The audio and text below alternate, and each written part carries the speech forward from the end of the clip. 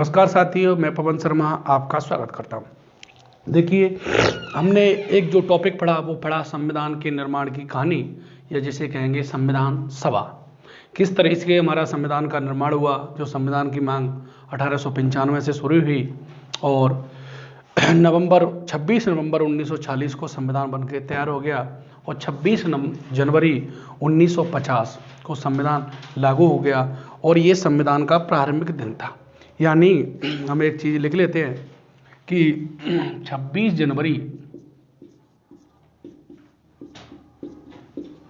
1950 का 26 जनवरी 1950 का दिन संविधान का प्रारंभ का दिन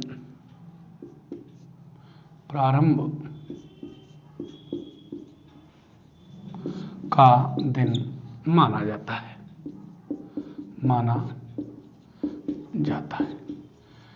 यानी जो संविधान का जो प्रारंभ या स्टार्टिंग का जो दिन है या संविधान शुरू होगा वो किस दिन से होगा, उसका उल्लेख है 26 जनवरी 1950 के दिन से संविधान क्या होगा, हमारा शुरू होगा। अब ये देखो, कोई भी चीज़ है वो संविधान में लिखी होती है, तो इस बात का जो उल्लेख है कि संविधान का 26 जनवरी का दिन प्रारंभ का दिन होगा, इसका उल्लेख कहाँ पर है, तो उसके लिए जो हमारा इसका जो प्रावधान है, प्रावधान कहाँ पर है, तो संविधान का जो अनुच्छेद है 394, संविधान का अनुच्छेद 394 है, वो कहता है कि जो 394 कहता है कि संविधान का प्रारंभ का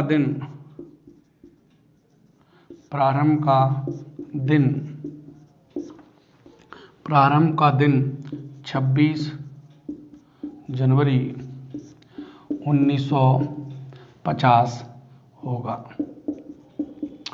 तो संविधान का अगर सवाल आता है प्रारंभ का दिन कौन सा होगा, तो वो होगा 26 जनवरी 1950।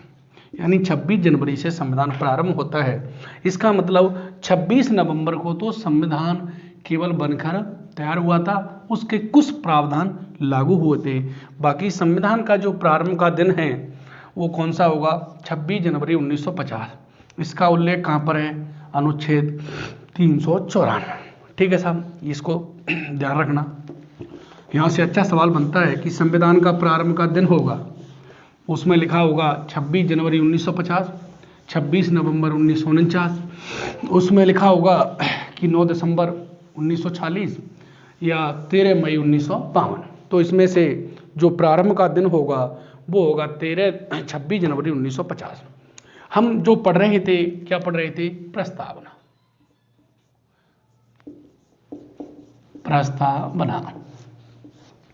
हमने देखा कि जो प्रस्तावना होती है या प्रम्बल होती है, इसको किन किन नामों से जाना जाता है। तो हमने कहा इसे इंग्लिश में तो क्या कहते हैं, प्रम्बल कहते हैं। और इसको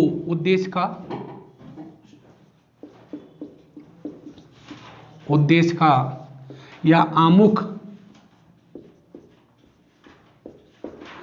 के नाम से भी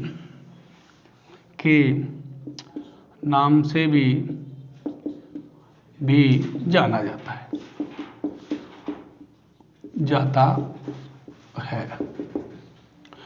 जाता है। हमने देखा कि जो प्रस्तावना होती है, प्रस्तावना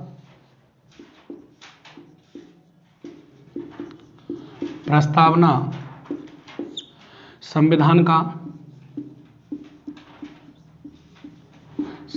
का सार होती है। क्या होती है, सार होती है। निचोड़ होता है प्रस्तावना। क्या होता है, निचोड़। प्रस्तावना में संविधान के मूल्यों, आदर्शों, मूल्यों, आदर्शों व संविधान की प्रकृति का पता चलता है, का पता चलता है। यानी जो प्रस्तावना है उस प्रस्ताव में पूरे संविधान का क्या होता है, सार होता है। क्या होता है, सार होता है। यानी प्रस्तावना को पढ़ लो तो प्रस्तावना को पढ़ने से ये पता लग जाता है कि संविधान में क्या है, उसके आप सार को समझ सकते हो, उसका निचोड़ को पता लग सकता है। और संविधान में क्या क्या मूल्य हैं, क्या स्वतंत्रता है, क्या समानता है, क्या बंधुता है, क्या न्याय है, कितने न्याय है, किस प्रकार के न्याय हैं, उनका उल्लेख कहाँ पर है, तो उसके मूल्यों और आदर्शों का क्या लगता है, पता लगता है। और उससे उस देश के प्रकृति का पता लगता है कि वो देश कैसा होगा, संपूर्ण प्रभुत्व संपन्न होगा या नहीं होगा, उसकी अर्थव्यवस्था समाजवादी होगी, पूंजीवादी होगी, या साम्यवादी होगी, या मार्क्सवाद होगा, या मतलब पूंजीवाद, किसी भी तरीके का कैसा संविधान है, तो उसकी प्रकृति का पता लगता है। वो लोकतंत्र होगा या नहीं होगा, वो गणतंत्र होगा या नहीं होगा, तो उसकी प्रकृति का पता किससे लगता है, प्रस्तावना से। तो प्रस्तावना इतना महत्वपूर्ण है कि अगर हम प्रस्तावना को पढ़ लें तो हमें अपने संविधान के बारे में ये आइडिया हो जाएगा कि प्रस्तावना में क्या है, क्या नहीं है, संविधान में क्या है, यानी संविधान का पूरा सार हमारे पास आ जाएगा। और देखो, अगर जीवन में कोई व्यक्ति किसी एक किताब को, एक विषय को पढ़ना चाहता है, तो मेरे नज़रिए से अगर वो एक विषय को पढ़ना चाहता है तो उसे कम से कम संविधान को जरूर पढ़ना चाहिए। और देखो, प्रस्तावना जब कहीं भी हम विरोध करते हैं सरकार के खिलाफ या किसी संगठन के खिलाफ, तो सबसे पहले हम प्रस्तावना को पढ़ते हैं। वहाँ पे कहते हैं कि जो हमें मूल्य दिए गए, जो आदर्श दिए गए, जो स्वतंत्रता दी गई, जो न्याय दिए गए, वो कहाँ है सरकार का। तो हम विरोध करते समय हम प्रस्तावना को रखते हैं और प्रस्तावना को पढ़ के सुनाते हैं। इसलिए जो भी विद्यार्थी जिस भी एग्जाम की तैयारी कर रहा है, खासकर यूपीएससी और आरपीएससी वालों को, जो मेंस प्री वगैरह देते हैं, तो देखो मेंस में भी आती है। अभी हम देखेंगे, अगर मेंस में 50 शब्दों में बोलने के लिए बोला जाए, मेंस में लिखने के लिए बोला जाए, और इंटरव्यू में अगर आप पॉलिटिकल के विद्यार्थी हैं, आपको अगर संविधान की नॉलेज है, तो इंटरव्यू में आपसे पूछ सकते हैं कि प्रस्तावना को सुनाओ। तो प्रस्तावना को हमें याद रहना चाहिए, और वो देखेंगे कि किस तरह से प्रस्तावना को याद कर सकते हैं, उसको तरीका बताएंगे आगे। अभी थोड़ा सा उसके बारे में कुछ चीज़ें देख रहे हैं कि प्रस्तावना में क्या क्या है, कैसे कैसे है, क्या हो सकता है, क्या नहीं हो सकता, तो इस तरीके से देख रहे हैं। तो हमने कहा कि प्रस्तावना संविधान का क्या होती है, सार होती है, निचोड़ होती है, उसके मूल्यों का, उसके आदर्शों का, उसकी प्रकृति का पता लगता है किसी भी देश की प्रस्तावना से। ये देखा। इसके बाद हमने देखा कि विश्व में पहली प्रस्तावना किस देश में शामिल की गई या जोड़ी गई, तो वो देश देखा हमने अमेरिका। यानी विश्व में पहली बार अमेरिकी संविधान में, किसमें, विश्व में सबसे पहले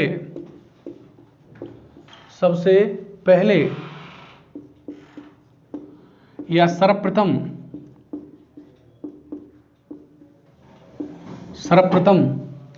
अमेरिकी संविधान में, अमेरिकी संविधान में प्रस्तावना को शामिल किया गया था।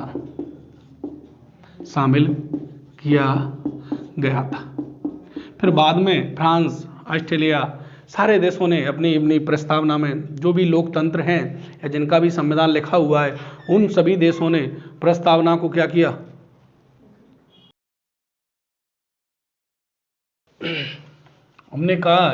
हमने आगे ये बोला था कि प्रस्तावना, इससे पहले ये बताया था कि जो प्रस्तावना है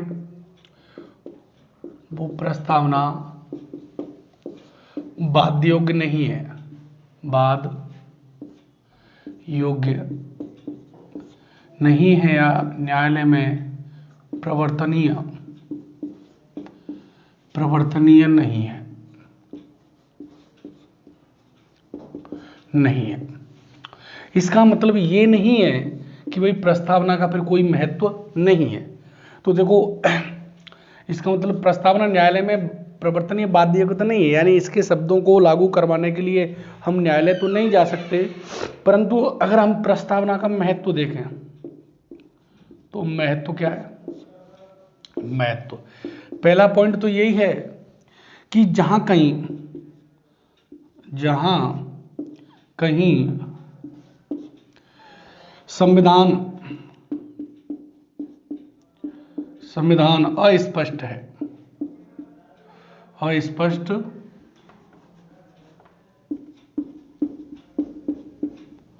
अस्पष्ट है तो वहां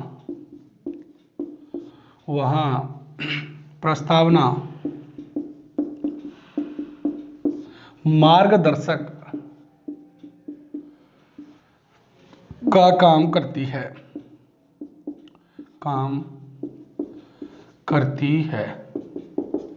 किसका काम करती है? मार्गदर्शक।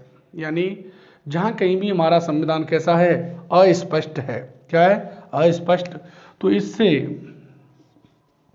प्रस्तावना के द्वारा उसे क्लियर किया जाता है कि प्रस्तावना क्या कहती है।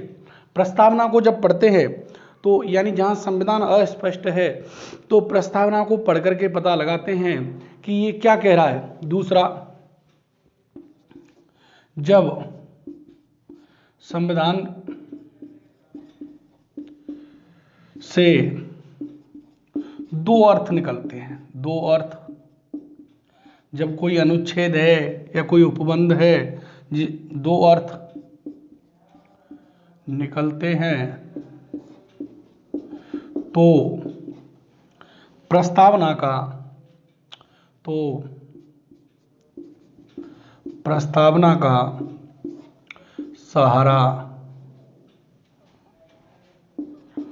सहारा लिया जाता है। जब लिया जाता है यानी जब संविधान के किसी अनुच्छेद या किसी उपबंध से उसके दो अर्थी हो, उसके दो मीनिंग निकलते हों, उस जगह पर प्रस्तावना एक सहारा, एक दर्पण के रूप में कार्य करती है। किसके रूप में कार्य करती है? दर्पण के रूप में कार्य करती है। यानी अगर हम कहेंगे प्रस्तावना बाध्य योग्य नहीं है तो इसका मतलब इसका कोई महत्व नहीं है, ऐसा नहीं है। प्रस्तावना एक दर्पण के रूप में कार्य करती है, एक मार्गदर्शक के रूप में कार्य करती है। जहां कहीं भी संविधान क्या होता है? अस्पष्ट होता है, द्वयर्थी होता है, यानी कोई मतलब जिसको प्रस्तावना को देख करके उसको क्लियर किया जाता है। देखो प्रस्तावना में हमने ये देखा। इसके बाद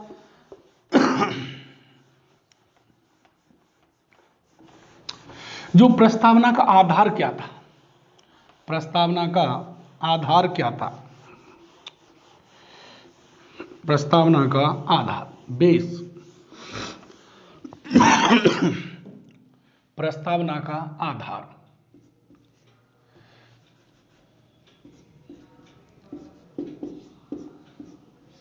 प्रस्तावना का आधार। तो आधार वो है क्या है साहब? तो पंडित जवाहरलाल नेहरू द्वारा, पंडित जवाहरलाल नेहरू द्वारा संविधान सभा में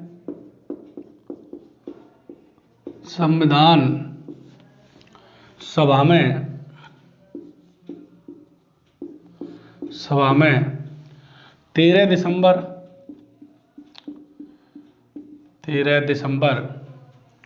1946 और ये संविधान सभा की कौन सी बैठक थी? तीसरी बैठक। 13 दिसंबर 1940 को रखा गया। 40 को JL नेहरू द्वारा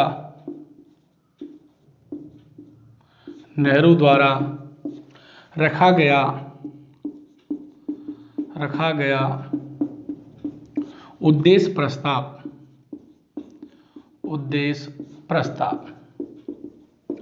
जब हम संविधान सभा की तीसरी बैठक पढ़ रहे थे तो हमने बताया कि इस दिन संविधान सभा में पंडित नेहरू के द्वारा एक उद्देश्य प्रस्ताव रखा गया था। क्या रखा गया था? उद्देश्य प्रस्ताव रखा गया था। हमने बताया था कि इस उद्देश्य प्रस्ताव में भारत को संपूर्ण प्रभुत्व संपन्न बनाने की बात की गई थी। दूसरा बताया था कि SC, ST व OBC के लिए विशेष प्रावधान की बात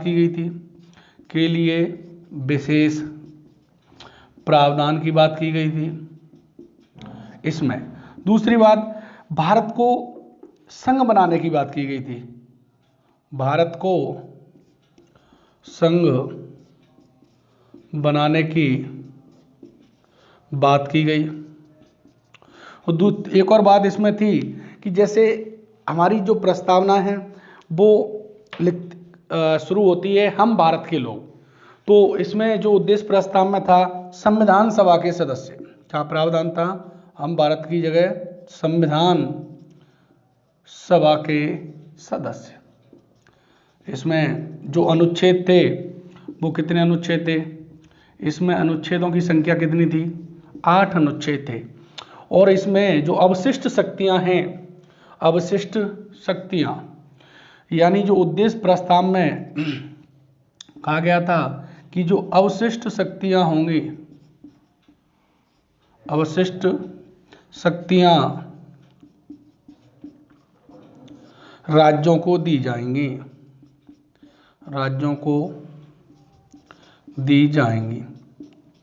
तो देखो इस उद्देश्य प्रस्ताव में तो प्रावधान था कि जो अवशिष्ट शक्तियां किसको दी जाएंगी? राज्यों को दी जाएंगी। परंतु संविधान सभा ने अवशिष्ट शक्तियां राज्य को न दे करके किसको दे दी? केंद्र को दे दी। यानी वर्तमान में हम जो 7वीं अनुसूची पढ़ेंगे उसमें पढ़ेंगे कि जो शक्तियों का विभाजन है जिसमें, तो अवशिष्ट शक्तियां वर्तमान में किसको दी गई हैं? केंद्र सरकार को, संघ सूची में हैं। परंतु बात करें कि जो उद्देश्य प्रस्ताव था जो 13 दिसंबर 1940 को रखा गया था, इसमें अवशिष्ट शक्तियां राज्यों को देने की बात की गई थी। और इस उद्देश्य प्रस्ताव को संविधान सभा द्वारा कब अपना लिया? 22 जनवरी 1947 को इसे क्या कर लिया? स्वीकार कर लिया गया था। क्या कर लिया था? स्वीकार। यानी इस उद्देश्य प्रस्ताव को, देखो सवाल आता है कि उद्देश्य प्रस्ताव कब रखा? तो 13 दिसंबर 1946 को। उस समय संविधान सभा की कौन सी बैठक थी? तो कौन सी बैठक थी? तीसरी बैठक थी। किसके द्वारा रखा गया उद्देश्य प्रस्ताव? तो पंडित जवाहरलाल नेहरू के द्वारा रखा गया था। कब रखा गया था? 13 दिसंबर 1946 को। उस समय संविधान सभा की तीसरी बैठक थी। किसके द्वारा रखा गया था? जवाहरलाल नेहरू के द्वारा। उस उद्देश्य प्रस्ताव में कितने अनुच्छेद थे? 8। क्या क्या प्रावधान था?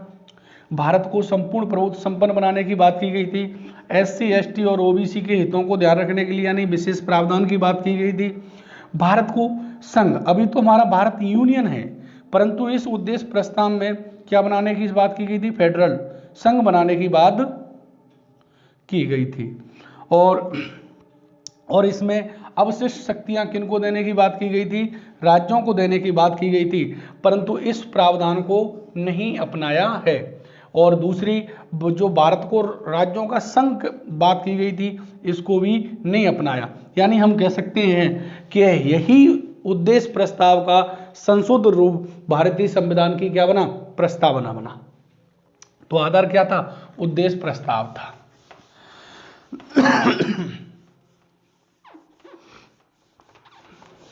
तो संविधान की प्रस्तावना का जो आधार था वो क्या था? उद्देश्य प्रस्ताव।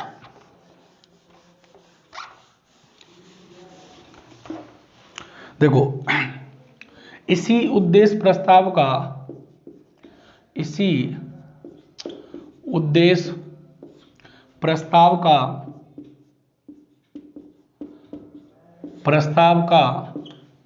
संशोधित रूप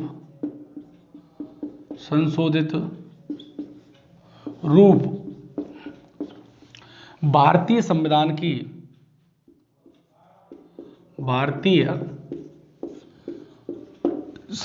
की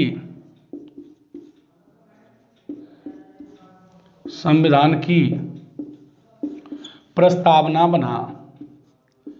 संविधान की क्या बना? प्रस्तावना बना।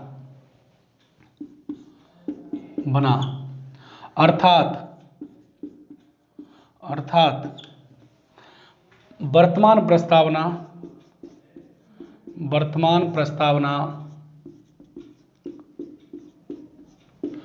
पंडित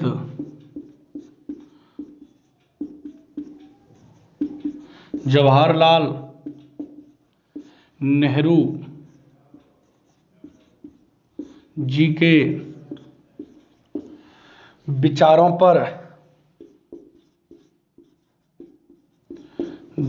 पर आधारित है।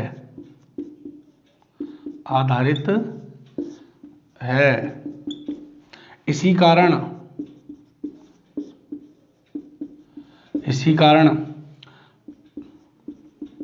प्रस्तावना का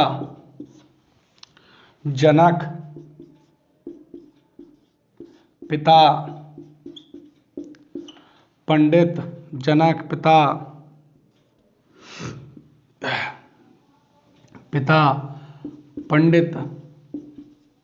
जवाहरलाल नेहरू जी को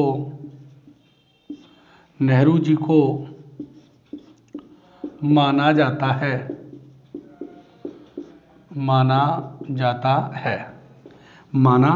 है। तो प्रस्तावना का जनक किसे माना जाता है? जनक कहो, पिता कहो, वो किसको माना जाता है? पंडित जवाहरलाल नेहरू का। यानी जो उद्देश्य प्रस्ताव था जो 13 दिसंबर 1940 में रखा था, इसमें कुछ संशोधन किए गए थे और इसी का संशोधित रूप भारतीय वर्तमान संविधान की क्या बना? प्रस्तावना बना। इसीलिए अगर कहें प्रस्तावना किन के आधारों पर आधारित, प्रस्तावना किन के विचारों पर आधारित है, तो पंडित जवाहरलाल नेहरू के विचारों पर आधारित है। इसीलिए पंडित जवाहरलाल नेहरू को प्रस्तावना का जनक, फादर माना जाता है। देखो, यहां से बहुत सारी चीजें क्लियर होती हैं। यानी उद्देश्य प्रस्ताव कब रखा? 13 दिसंबर को। कौन सी बैठक में रखा? तीसरी बैठक में। किसके द्वारा रखा गया था? पंडित जवाहरलाल नेहरू के द्वारा रखा गया था। इसमें क्या क्या प्रावधान थे? इसमें कितने अनुच्छेद थे? तो 8 अनुच्छेद थे। और इसी का संशोधित रूप क्या बना? भारतीय संविधान की प्रस्तावना बना। और अगर कहें कि प्रस्तावना किन के विचारों पर आधारित है, तो किन के विचारों पर आधारित है? नेहरू के विचारों पर आधारित है। अगर सवाल आता है कि प्रस्तावना का जनक या पिता कौन है, तो भी कौन होंगे? नेहरू होंगे, क्योंकि नेहरू के विचारों पर आधारित है। और जो नेहरू जी ने उद्देश्य प्रस्ताव रखा था वही भारतीय संविधान की क्या बना? प्रस्तावना बना। इसीलिए नेहरू को भारतीय प्रस्तावना का क्या कहते हैं? जनक कहते हैं। ठीक है, यहां तक ये चीजें क्लियर हुई। अब इसकी आगे चर्चा करते हैं। देखो, अगर आपको अब जो प्रस्तावना है वो मूल रूप से क्या है, कैसे है, उसमें क्या क्या है, उसको देखेंगे। देखो, हम प्रस्तावना, जहाँ कहीं भी हम सरकार का या किसी का विरोध करते हैं तो हम अक्सर प्रस्तावना को पढ़कर सुनाते हैं। तो हमें प्रस्तावना याद रहनी चाहिए। और जिस व्यक्ति को अगर जीवन में एक बुक पढ़नी हो तो उसे कम से कम भारतीय संविधान पढ़ना चाहिए। अगर उसने तय कर लिया है कि मुझे जीवन में केवल एक ही किताब पढ़नी है तो उसे क्या पढ़ना चाहिए? भारतीय संविधान को पढ़ना चाहिए। अगर आपसे यूपीएससी मेंस या इंटरव्यू या आरपीएससी मेंस या इंटरव्यू वगैरह में जैसे आपको प्रस्तावना 50 शब्दों में लिखने के लिए बोला जाए, तो प्रस्तावना को कम से कम शब्दों में कैसे लिखें जिसमें कि जो प्रावधान है उसको हम अच्छे से समझा सकें। तो 50 शब्दों में लिखने के लिए प्रस्तावना को अगर आप इंटरव्यू देने जा रहे हैं, थोड़ी बहुत आपको पॉलिटी के विद्यार्थी हैं, राजनीति विज्ञान के विद्यार्थी हैं, तो आपको वो प्रस्तावना सुनाने के लिए बोल सकते हैं। तो देखो प्रस्तावना में क्या क्या प्रावधान हैं, तो हम देखेंगे प्रस्तावना।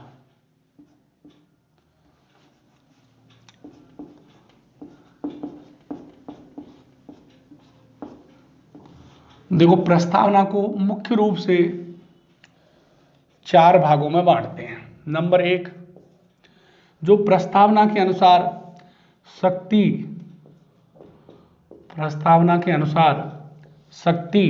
या सत्ता का स्रोत,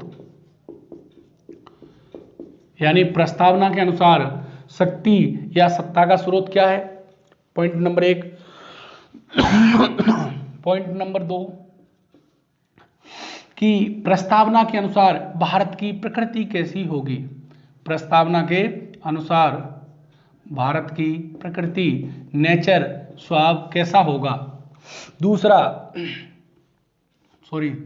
तीसरा प्रस्तावना के उद्देश्य।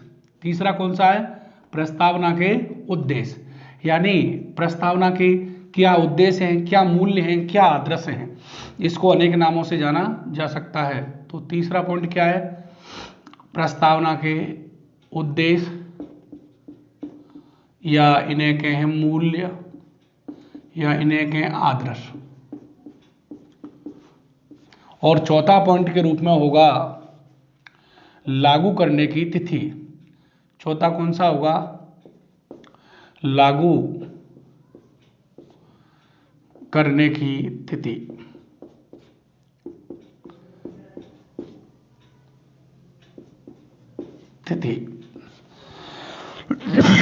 देखो हम प्रस्तावना को मुख्य रूप से कितने बिंदुओं में, पॉइंटों में बांटते हैं, तो हम बांटते हैं 4।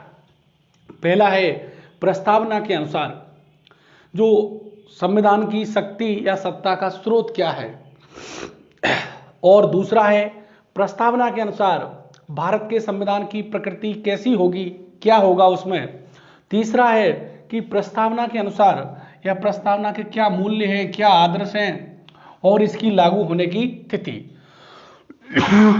तो देखो साहब, प्रस्तावना के अनुसार अगर शक्ति का स्रोत है तो हमारी प्रस्तावना be the people of India, be the people of India शब्दों से शुरू होती है, यानी हम भारत के लोग। तो हमें शक्ति या सत्ता का कैसे पता लगता है कि हमारी प्रस्तावना में शक्ति या सत्ता का स्रोत कौन है, तो हमको जब हम पढ़ते हैं प्रस्तावना की पहली लाइन को, हम भारत के लोग, हम भारत के लोग, तो जब हम प्रस्तावना को पढ़ते हैं कि हम भारत के लोग, तो इससे हमारी प्रस्तावना के अनुसार इसकी शक्ति या सत्ता का पता लगता है। हम भारत के लोग, हम भारत के लोग। और अब हम, तो हमारी शक्ति या सत्ता का पता किससे लगता है, हम भारत के लोग।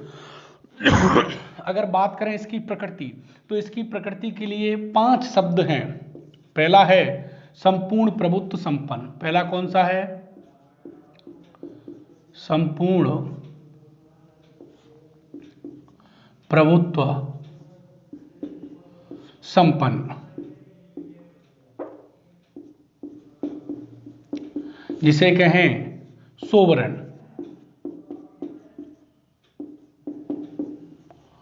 सोवरेन।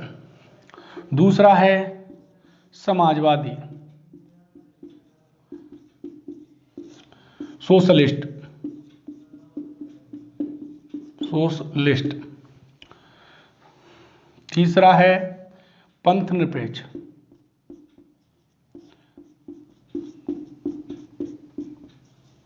सेकुलर।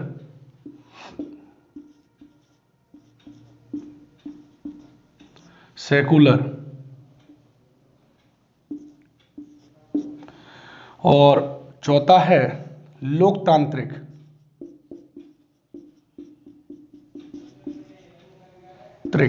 जिसे बोलते हैं डेमोक्रेटिक।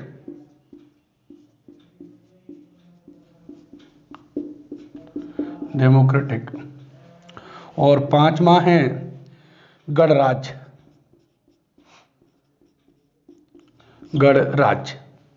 इसको बोलते हैं रिपब्लिक।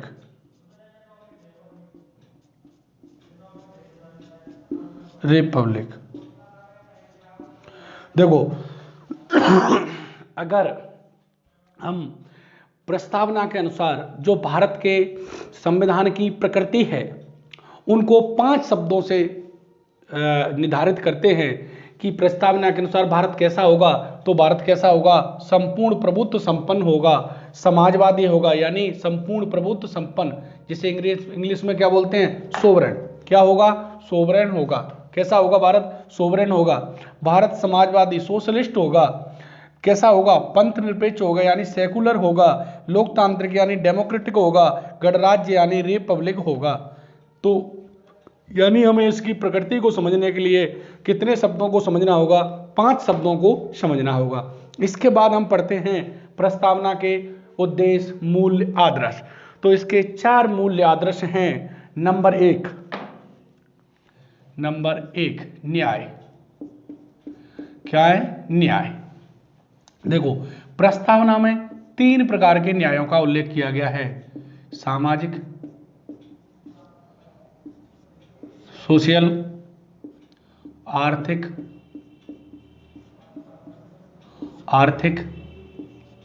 तीसरा राजनीतिक, नैतिक, पॉलिटिकल। अब यहाँ जगह नहीं है लिखने के लिए इंग्लिश में, बाकी मैं बोल तो रहा ही हूँ, आप समझना, लिख लेना। सामाजिक यानी जो न्याय होंगे वो कितने प्रकार के होंगे, 3, सामाजिक, आर्थिक, राजनीतिक। यानी प्रस्तावना के अनुसार कितने न्याय होंगे, 3, सामाजिक, आर्थिक, राजनीतिक, सोशल, इकोनॉमिक और पॉलिटिकल। 3 प्रकार के प्रस्तावना के अनुसार क्या होंगे, न्याय। दूसरा इसकी प्रकृति को लिए समझने के लिए क्या है, स्वतंत्रता। क्या है साहब, स्वतंत्रता। दूसरा इसका जो पॉइंट है वो है स्वतंत्रता। तो स्वतंत्रता प्रस्तावना के अनुसार जो स्वतंत्रताओं के लिए देखो, जस्टिस कितने प्रकार के होंगे, 3। प्रस्तावना में जो स्वतंत्रताओं के लिए लिबर्टी शब्द का प्रयोग किया गया, किसका किया गया है, लिबर्टी का। परंतु जब 19 में हम अनुच्छेद 19 में जो स्वतंत्रता पढ़ेंगे तो उसमें फ्रीडम शब्द का प्रयोग किया गया है। ये नोट करने योग्य बात है। यानी अनुच्छेद जो प्रस्तावना है उनमें जो स्वतंत्रताएं बताई गई हैं 5 प्रकार की, उनमें किसका प्रयोग किया गया है, लिबर्टी। और जबकि 19 में जो 6 प्रकार की स्वतंत्रता बताई गई है अनुच्छेद में, उसमें फ्रीडम शब्द का प्रयोग किया गया है। काफी अंतर होता है इनमें, इनको आगे समझाएंगे। तो देखो दूसरा है स्वतंत्रता। तो कितने प्रकार की स्वतंत्रता है, 5 प्रकार की स्वतंत्रता है। नंबर 1 विचार यानी थॉट की स्वतंत्रता। नंबर 2 अभिव्यक्ति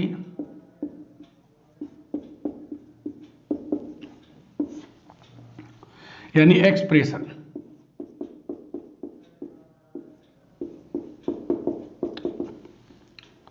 विश्वास, तीसरी बिलीव।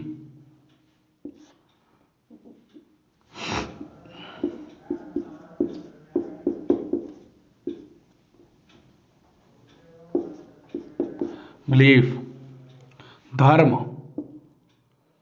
नंबर 4 धर्म, फेथ। धर्म के लिए जो शब्द प्रयोग किया गया, क्या किया गया है, फेथ। और नंबर 5 है उपासना यानी वर्शिप।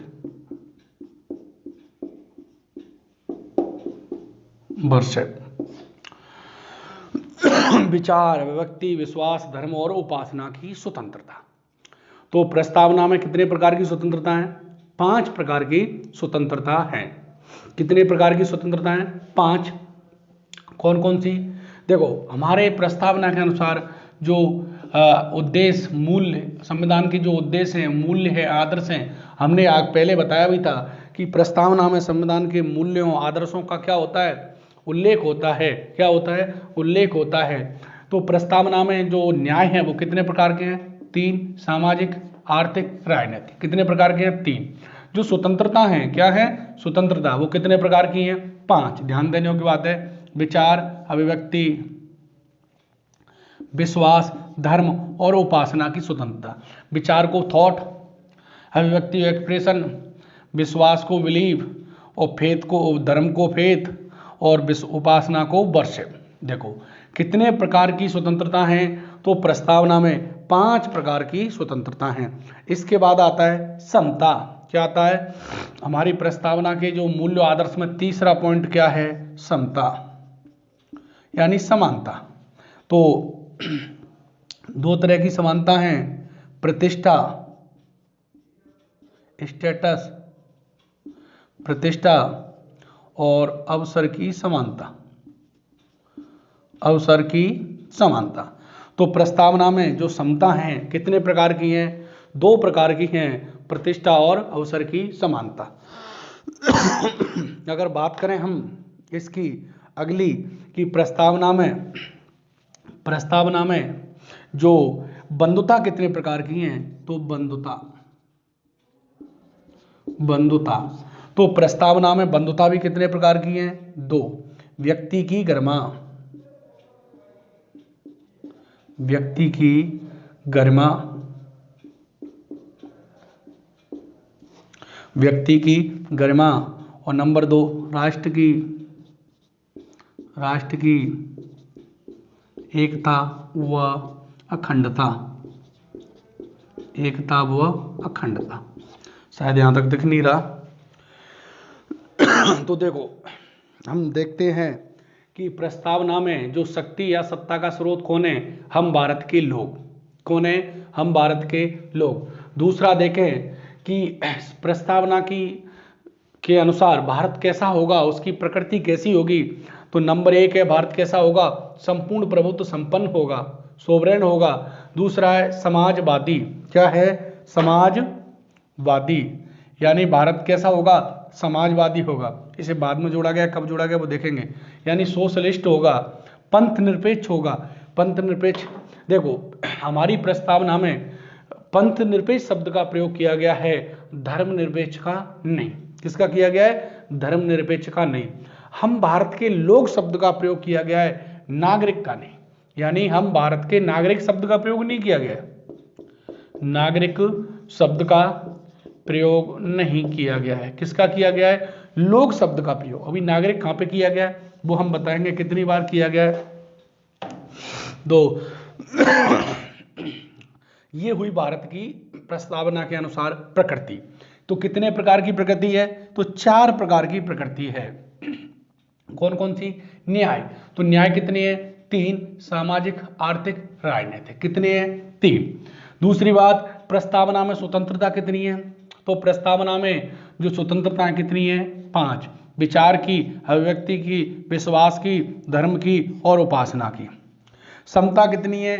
2 प्रकार की, प्रतिष्ठा और अवसर की समानता। समानता कितनी है? प्रतिष्ठा और अवसर की समानता। बंधुता कितनी है? बंधुता मतलब भाईचारा, ब्रोदरहुड। तो बंधुता 2 हैं, व्यक्ति की गरिमा का ध्यान रखा जाएगा और राष्ट्र की एकता अखंडता का ध्यान रखा जाएगा। यानी हम भाईचारा इस तरह से बनाएं कि प्रत्येक व्यक्ति की क्या बनी रहे? गरिमा बनी रहे और राष्ट्र की एकता अखंडता बनी रहे। इसे कहते हैं क्या? बंधुता, ब्रोदरहुड, भाईचारा। अब देखते हैं संविधान लागू होने की तिथि। अगर हम बात करें, संविधान में केवल एक ही जगह संविधान में लागू होने की तिथि मिलती है और वो क्या है? प्रस्तावना में। कहाँ मिलती है? प्रस्तावना में। और वो तिथि क्या है वो देखते हैं साहब। तिथि है 26 नवंबर, छोटा लिखेंगे जगह नहीं है, 26 नवंबर 1949 को। देखो अब इसमें ये हमारे अंग्रेजी कैलेंडर के अनुसार क्या है 26 नवंबर, परंतु जो हमारा हिंदी कैलेंडर चलता है विक्रम संवत के अनुसार उसमें इसकी डेट क्या है, तो मिति, ऐसे मिति बोलते हैं ना तिथि, तो मिति कौन सा महीना था, मार्ग शीस, महीना कौन सा था, जैसे चैत बैसाख जेठ होता है ना, मार्ग शीस शुक्ल, महीने में 2 पक्ष होते हैं, तो ऐसे ही ये कौन सा पक्ष था, शुक्ल पक्ष और कृष्ण पक्ष होते हैं। तो उस समय जो 26 नवंबर 1949 को महीना कौन सा था, मार्गशीर्ष और शुक्ल, और पक्ष कौन सा था, शुक्ल पक्ष, सप्तमी 2006 विक्रम, कोष्टक बंद। अब इसके बाद लिखा है, इसमें क्या लिखा है, एतद द्वारा 26 नवंबर 1949 को एतद द्वारा इस संविधान को, एतद द्वारा इस संविधान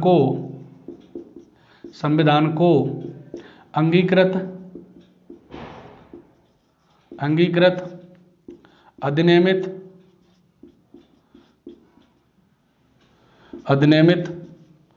व आत्म अर्पित करते हैं, आत्म अर्पित 26 नवंबर 1949 को एतद द्वारा इस संविधान को अंगीकृत अधिनियमित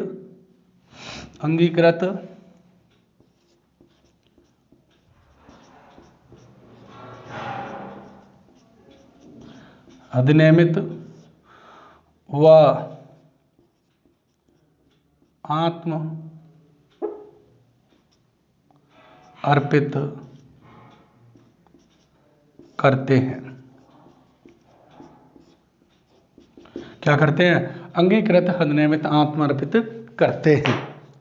देखो साहब, अब बात करें हम, तो हमारी प्रस्तावना को अगर आपको 50 शब्दों में बोलने के लिए बोला जाए तो आप किस तरीके से बोल सकते हैं। देखो साहब कि हमारी प्रस्तावना में जो शक्ति या सत्ता का स्रोत है वो कौन है, हम भारत के लोग।